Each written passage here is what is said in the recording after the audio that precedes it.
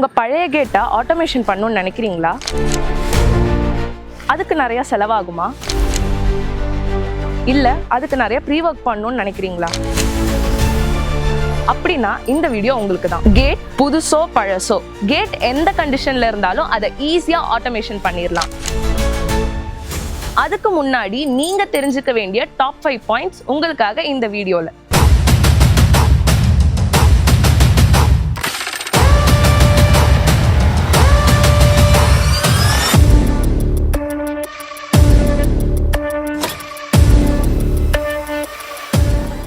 Point number 1, gate condition. உங்க gate ஸ்ட்ராங்கா இருக்கா இல்ல ரஸ்ட் ஆகி பெண்டா இருக்காங்கிறத ஃபர்ஸ்ட் செக் பண்ணணும். உங்க கேட் நல்ல கண்டிஷன்ல இருந்தா நம்ம டைரக்டா ஆட்டோமேஷன் போய்க்கலாம். Point number 2, gate smooth movement.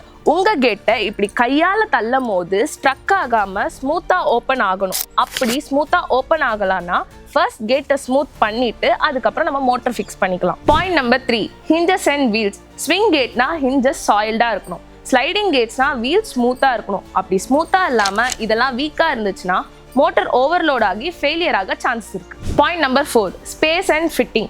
Automation பண்ண மோட்டார், ட்ராக், சென்சார், ஒயரிங் இதெல்லாம் பண்ண தேவையான ஸ்பேஸ் கிளியரா இருக்கணும்.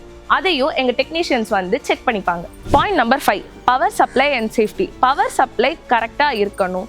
Plus safety accessories like photo cell sensor, warning light, manual key release இதெல்லாம் கண்டிப்பா இருக்கணும். அண்ட் சேஃப்டி ரொம்ப முக்கியம். உங்க பழைய கேட்டை ஆட்டோமேஷன் பண்ண அதிகமா செலவு பண்ணி ஆர் நிறைய ப்ரீ ஒர்க் பண்ணணும்னு அவசியமே இல்லை. உங்க பழைய கேட்டை ஆட்டோமேஷன் பண்ண சின்ன அட்ஜஸ்ட்மெண்ட் அண்ட் ரிப்பேர் பண்ணாலே போதும். உங்க கேட்டை நீங்க இப்பவே ஆட்டோமேஷன் பண்ணணுமா?